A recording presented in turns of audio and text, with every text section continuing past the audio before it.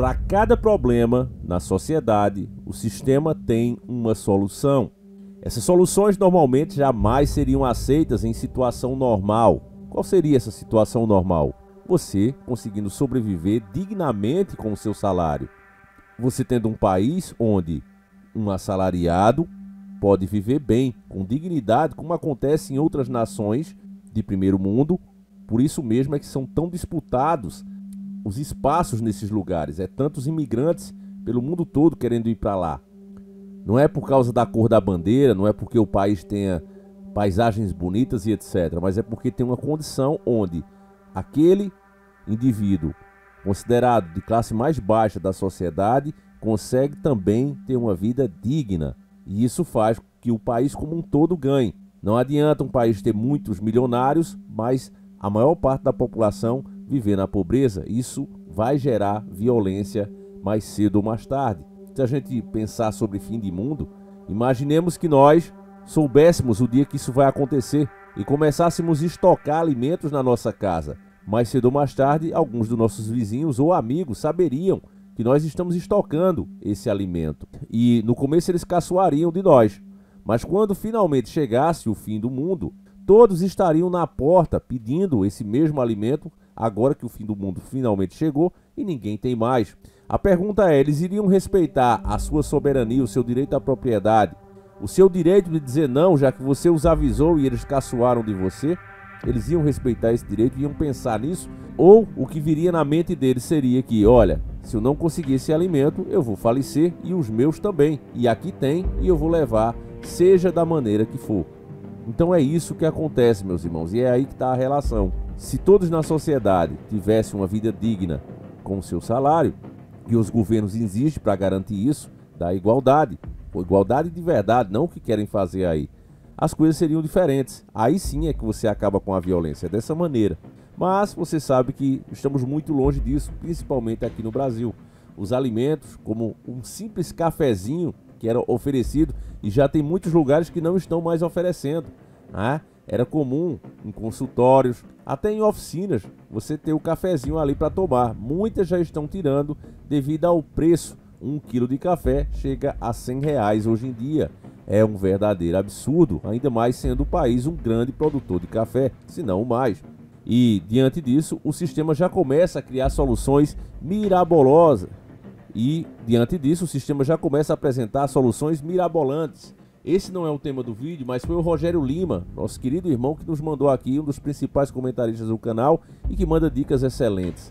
A matéria está no Globo e confirmo que eu já tinha feito a correlação, né, da matéria lá da Europa, que a própria Globo falou com muito entusiasmo, né, que a farinha de lava é uma coisa muito boa para a saúde, e agora a Globo vem finalmente trazendo a sua comida de grilo, né? Brasileiro aqui vai comer grilo, tem muito grilo aqui. Então, você comeria um grilo? Grilo todo mundo sabe que é uma praga, né?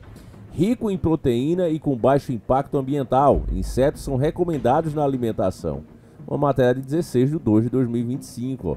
E aí eles vão falando aqui, ó, com uma população mundial que pode chegar a 9,7 bilhões de pessoas até 2050, os sistemas alimentares estão enfrentando uma pressão cada vez maior para oferecer soluções sustentáveis e nutritivas. Agora, o que nós queríamos saber é quem está fazendo essa pressão. Quem tem tanto poder a ponto de fazer pressão no mundo inteiro, no sistema de governança mundial. Como é que alguém pode ter tanto poder? O nome disso se chama 13 famílias, acredite você ou não, que estão por trás de grandes empresas, no topo das pirâmides das empresas. Se você for procurando, você vai descobrir que várias grandes marcas pertencem a outro grande grupo, que pertence a outro grande grupo, para no final você chegar em cada uma dessas 13 famílias. É um esquema de pirâmide. Então veja, eles têm poder para fazer pressão, como a própria matéria diz, sem explicar quem faz essa pressão, né, para fazer com que as pessoas comecem a achar soluções sustentáveis. Então, nesse contexto, os insetos comestíveis estão ganhando destaque como alternativa viável às proteínas animais convencionais. Se o problema realmente é apenas porque a população está crescendo muito, então você começaria a aumentar, né, a produção de alimentos. Mas eles estão fazendo o contrário, eles estão restringindo. Como você sabe, principalmente governos pela Europa, têm tornado cada vez mais difícil a produção de alimento, comprando fazendas produtivas, criando leis duras sobre a criação de bovinos, da produção de carne, ou seja, para que menos pessoas trabalhem com isso e haja de fato uma escassez. Ora, mas se a população está aumentando, não deveria ser o contrário? A resposta é óbvia, sim, mas nem a população eles querem que chegue a esse tanto e muito menos que continue se alimentando do que se alimenta hoje. A questão é muito mais profunda, né? E nem pode ser falada abertamente nas Big Techs e hoje em dia com as regras que estão. A grande verdade é essa. E aí eles começam agora a atacar o que já se sabia sobre essas pragas, porque gafanhoto é uma praga, nunca foi alimento. Aí eles falam o seguinte, ó: embora tenha sido um alimento básico em muitas culturas durante séculos, seu ressurgimento atual reflete a necessidade de alternativas que equilibrem considerações ambientais, nutricionais e econômicas. A Organização das Nações Unidas para a Alimentação e Agricultura destacou os benefícios ambientais e nutricionais dos insetos comestíveis. Diferentemente da fonte tradicional de proteína animal, ela exige menos recursos para serem criados, emitem menos gases de efeito estufa e geram menos resíduos. Esse baixo impacto ambiental os posiciona como uma fonte importante para reduzir a pegada ecológica da produção de alimentos. Então, além disso, seu teor de proteínas, vitaminas e minerais os torna uma opção interessante para o presente e o futuro. Isso explica porque o setor de insetos comestíveis teve um crescimento acelerado, com um volume de negócio estimado em mais de 9 bilhões até 2019. Mais de 400 empresas ativas na Europa e nos Estados Unidos estão liderando essa revolução alimentar. Países como a Austrália estão emergindo como protagonistas em sua produção, enquanto o México, onde 549 espécies comestíveis são reconhecidas, desempenha um papel de liderança na América Latina. Então eu acho que eu não preciso ir mais a fundo, do que isso. É óbvio, que esses alimentos não são seguros. Aqui também eles fazem um estudo, um estudo publicado recentemente por nosso grupo detectou a presença de metais pesados como arsênico, cadímio, chumbo, níquel e cobalto em vários produtos alimentícios à base de insetos comercializados online. Porque isso aí são pragas, meus irmãos. A ideia é falar disso muito bem primeiro, mostrar para principalmente aquela pessoa que está a ponto de passar fome que essa é uma solução viável. No final da matéria, como eles fazem aqui, apostando já que muitos brasileiros não gostam de ler, eles vêm falando que de fato há risco também nessa alimentação. E é muito mais riscos, porque se fosse assim, lá no Egito, quando teve aquela praga de gafanhoto, eles teriam enchido o bucho, mas isso aqui não é comida, isso aqui tem os seus malefícios. Então aqui eles falam, tem metais pesados nesses bichos. E fora, meu irmão, que você vai ter que encher o bucho com um monte. Imagine fazendas dessas pragas sendo criadas. Então é uma coisa totalmente absurda. Mas aí você me pergunta, então Davi, qual vai ser a solução aí que eles vão apresentar? Bom, a solução ela já começa a vir. O Gledson Santos Barros nos mostra aqui como isso está começando. Ó. Motoristas de Uber poderão bloquear passageiros com notas baixas, uma matéria da Tecmundo. Então o que é que isso significa? Vamos juntar aqui as coisas. Agora, se você for, eu vou ler a matéria, mas resumindo aqui, se você for um mau cliente, o Uber, o cara ali que está se prestando ao serviço de motorista, ele pode te recusar, porque você é um cara problemático. Quem está usando o serviço vai dizer, olha, mas só um imbecil para criticar isso. O que tem de passageiro mal educado, que são verdadeiros bandidos, não é brincadeira. E isso seria uma segurança a mais para a Uber. E eu concordo, se você está pensando só no serviço, realmente é uma excelente ideia. Mas, infelizmente, nós que estamos despertos temos que pensar mais a fundo, mais à frente. O futuro que isso vai levar. E por isso é que somos contra. Porque isso aqui é o início da pontuação social. Da mesma maneira que existem esses riscos para quem está prestando o serviço de Uber, existe em todos os outros setores. Então imagine você que tem um restaurante e tem aquele cliente chato que quer beber, botar os pés em cima da mesa. Se você tivesse o currículo dele, tivesse a história dele ali, representado por números, você poderia recusar, dizer a ele, por exemplo, que o restaurante está cheio. E aí quando você vai colocando isso em vários setores, imagina o cara da discoteca também, tem aquele cara que sempre arranja briga. Se ele tem uma pontuação baixa, você já saberia. Você está entendendo onde eu quero chegar, meus irmãos? Isso aqui se aplica em todos os setores, ou seja, seria uma nova necessidade em todos os setores para a suposta proteção. E fazer inclusive lucrar mais. Aqueles que aceitassem fazer os serviços para essas pessoas mais problemáticas, elas poderiam cobrar mais caro, já que é culpa dele mesmo por ter uma pontuação baixa. Entende, meus irmãos? Então uma coisa puxa a outra. Agora, no geral, o que é que isso gera? Um poder absoluto do sistema, inclusive, em dizer se você é uma pessoa boa ou ruim. O sistema agora teria esse poder, um poder que é de Deus, eles teriam na sua mão. Mas a população, né, vai enxergar a necessidade de cada setor, principalmente aqueles que usam o serviço, tanto como passageiros, tanto como prestadores de mão de obra.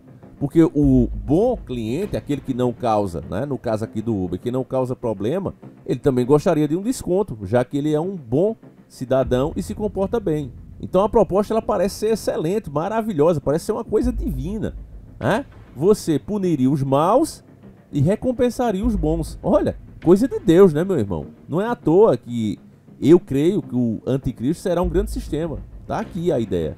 Ele vai vir para solucionar todos os problemas. Então, ó, falta poucos dias para o carnaval e a Uber anunciou um recurso que permite motoristas parceiros bloquearem determinados usuários. Por exemplo, usuários que recebem somente uma estrela ao fim da corrida serão automaticamente bloqueados e não serão pareados com o mesmo motorista novamente. O bloqueio automático afeta apenas os passageiros que recebem uma estrela, já que a plataforma entende que a experiência para o motorista não foi nada agradável. Na aba de notas, ao fim de uma corrida, o motorista terá a opção de bloquear o usuário por vontade própria em notas a partir de 2 estrelas. Passageiros com 2 ou 3 estrelas de avaliação podem ser bloqueados, embora não seja algo obrigatório. A avaliação de 4 ou 5 estrelas não permite um bloqueio, uma vez que o Uber entende que a experiência entre ambos foi satisfatória e não é passível de punições. Segundo a plataforma, a ideia por trás do novo recurso é oferecer mais controle ao motorista sobre suas viagens, principalmente em datas com alta demanda, como o carnaval. O feriado costuma ser palco de festas e muita diversão, mas também pode ocasionar episódios de má conduta entre passageiro e motorista por diversos motivos. Para o gerente de operações de segurança da Uber, Marcelo Brasileiro, o sistema de avaliações funciona para as duas partes envolvidas e se torna ainda mais crítica no carnaval. Queremos promover um ambiente respeitoso e seguro para todos, e esse novo recurso vem trazer ainda mais controle e transparência para o motorista parceiro, explica o executivo. A nova modalidade de avaliação, estrelada ao bloqueio de passageiros, será incorporada gradualmente nas contas dos motoristas nos próximos dias. E aqui encerra a matéria, né? A pergunta que eu vou fazer a vocês, eu quero ver se vocês estão pegando. Queria até que esse vídeo fosse ao vivo. Me diga uma coisa, meu querido irmão, o que é que isso tem a ver com a matéria do Grilo? Eu acredito que a maioria de vocês já pegou, tenho certeza disso, vocês já pegaram. O que é que tem a ver? Ora, o alimento está muito caro, mas ele pode se tornar mais barato se você for um bom menino. Agora, você ser um bom menino para os homens, para o sistema. Como está na Bíblia, está escrito o seguinte: aquele que agrada o mundo, desagrada a Deus. Então, se o sistema disser, olha, você é um bom menino, você é um cara inclusivo, você é um cara a favor de minorias, você é um cara do bem, você realmente está sendo um cara do bem, de acordo com a lei de Deus? A pergunta é essa, é só uma pergunta. Então, quando você vê a carestia no combustível, nas suas contas, energia, água, comida que você compra principalmente, que essa é a grande questão aqui. Imagine se você tivesse um desconto. Olha, desconta agora em todas as suas contas. Quanto é que você gastou esse mês? Sei lá, Davi, 3 mil reais. Imagina um desconto agora de 30% nesse valor. Olha como seria excelente. Isso pode acontecer se você for um bom menino. Agora, se você for um mau menino, talvez você tenha um acréscimo de mais 5, 10, talvez até 30% a mais. Sabendo disso e a população dizendo sim, nós queremos isso, porque o problema é daqueles que se comportam mal. Você acha, meu irmão, que esse sistema não será implementado? Você começa a concordar comigo que o anticristo é um sistema que vai parecer ser muito bom, vai parecer divino, mas no fundo todas as suas propostas são anticristãs. Por isso o nome de anticristo. Para mim está cada vez mais claro isso, meus irmãos, e nós andamos para isso. Como eu expliquei, cada setor tem essa necessidade hoje de afastar os maus, mas os próprios maus estão sendo fabricados por esse sistema. Então ele cria o problema e vem com a solução. Você vê a quantidade de bandidos cometendo crimes, principalmente agora no carnaval, a impunidade tamanha, né, que os caras têm 10, 15, 30 passagens, deveriam estar cumprindo as suas penas, mas, né, graças a uma martelada de um bom homem, eles vão sendo soltos aqui e ali. Cada estado vai soltando os seus e vai provando aos outros familiares e amigos desses mesmos criminosos que o crime compensa. Afinal de contas, fulano já tem 30 passagens, por que eu não posso ter umas 5 ou 6? E vão fazendo a mesma coisa, vão entrando nisso, porque o crime acaba compensando.